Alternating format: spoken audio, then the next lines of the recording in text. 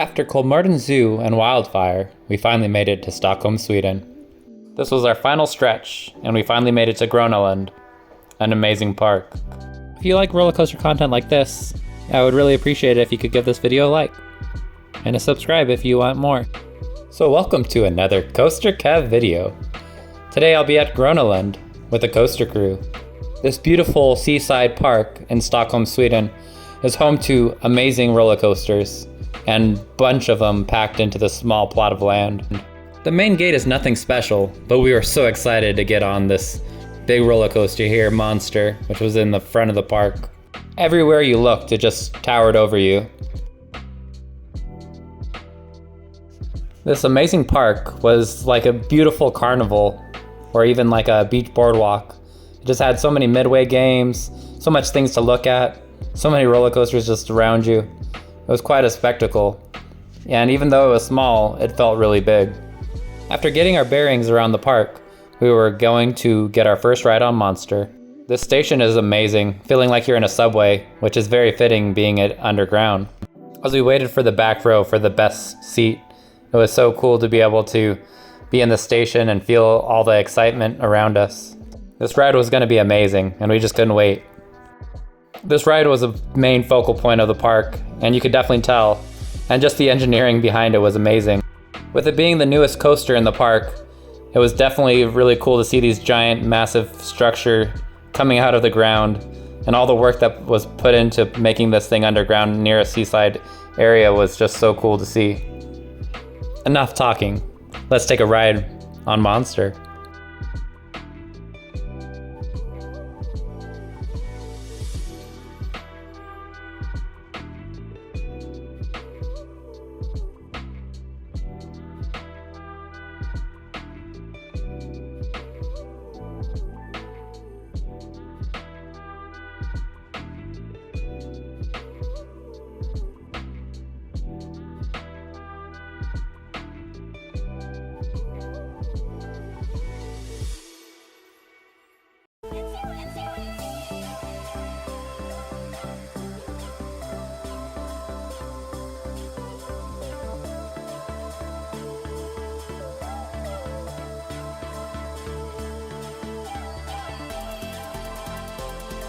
It's definitely a short ride, but the way it weaves through all the buildings and just does everything so gracefully was quite amazing. Our next ride on the docket was Insane.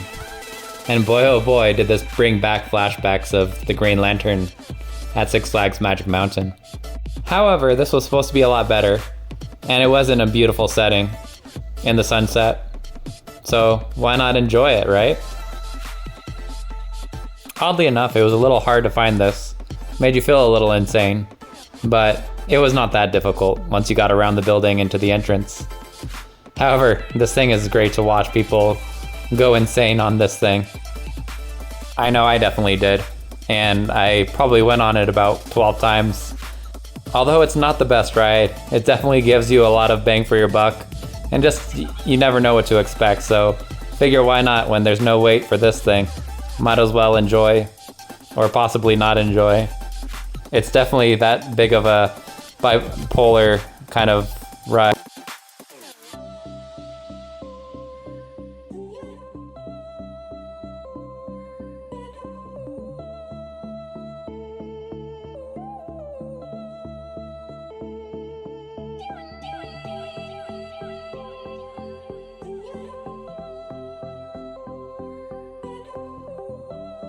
This park was really cool with some rooftop views and rooftop restaurants, so we could even see Insane and Monster just pass through this area.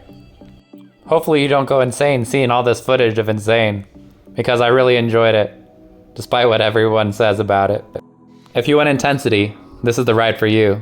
So hopefully you can make it to one of these parks in Europe where they have them still. These Intamin Zac Spins are no joke. The funniest thing is sometimes you'll have a ride where you basically do nothing, and it's just a little walk in the park, and then the other times you go way too wild and you start flipping and landing on your head.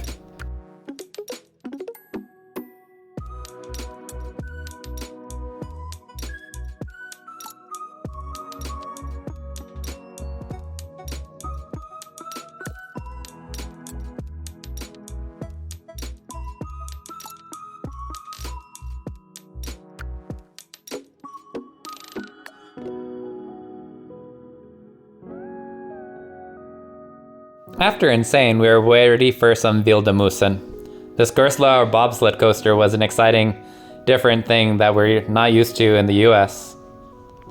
It was nice to have another cool bobsled coaster that wasn't like the Mack Wild Mouses that are so boring. This one was a really interesting theme as well, but the queue was insanely claustrophobic and super tight. However, outside of the station, the roller coaster sprawled across the midway. The way it was tangled up with Jetliner was really cool, even though we weren't able to get on Jetliner.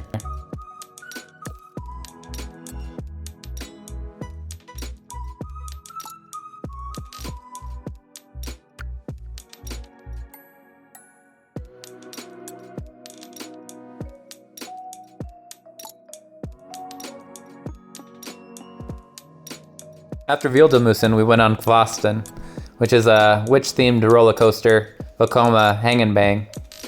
It was really cool how this thing just hovered over and flew over the midway as well. And it had some very nice theming as it went through the station, as well as some little houses. Even though it has the same layout as the one in Fun Spot Orlando, this one was a lot better for the fact that it goes around the buildings and trees, and it just gives you more obstacles to dodge. That was the really highlight of this park. It does that really well.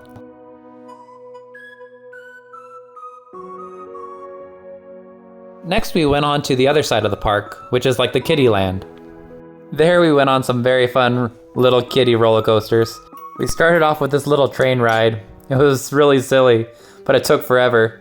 Tuff-Tuff Tåget. This thing was like the teeny weeny ride that we had at Tusenfryd, but bigger and even more funny. How you just meander there, it just makes you laugh. But we still had a lot of fun being all the adults on this little train. After that, we stepped it up. It was time for the Ladybug coaster. We weren't messing around with Nygelpigan. All jokes aside, this is a great kiddie area for families. With all the coasters out of our way, since Jetliner and Twister were out of the question, since Twister was out of commission for retracking, and Jetliner was unfortunately down due to the incident that happened there. However, just walking around this place at night is just so beautiful. It's amazing seeing the lights, the movement, so dynamic. Next I want to highlight the flat rides. Ikaros, this fun time drop tower, was quite amazing.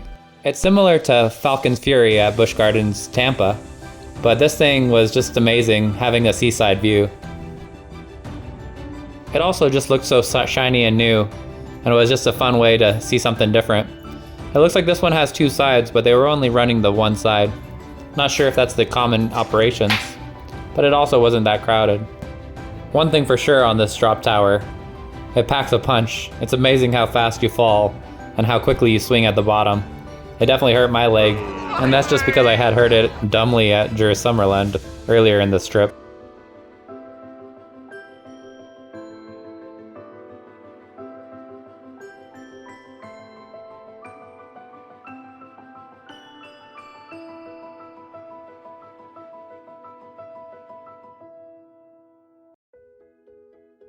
They also had a really cool, fun, scary dark ride, as well as a really fun funhouse, but I didn't get any video of that, unfortunately. However, the funhouse was really cool with the amazing little slide at the end. As previously mentioned, this park is amazing at night. Seeing Monster flying through the whole park was awesome, and those lights just make it all the better.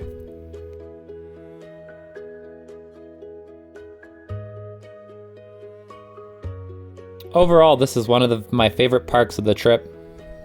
It may be small, but it packs quite a punch, and it's just a really good time. I'm not sure if the park is always this empty, but you can just keep lapping all the coasters and just have a good time throughout the day. Vilda Musen is definitely one of the most busy coasters there. With that, this has been Coaster Kev, and I'm coasting out. Bye everyone. Please be sure to like, comment, and subscribe on this video if you enjoyed it.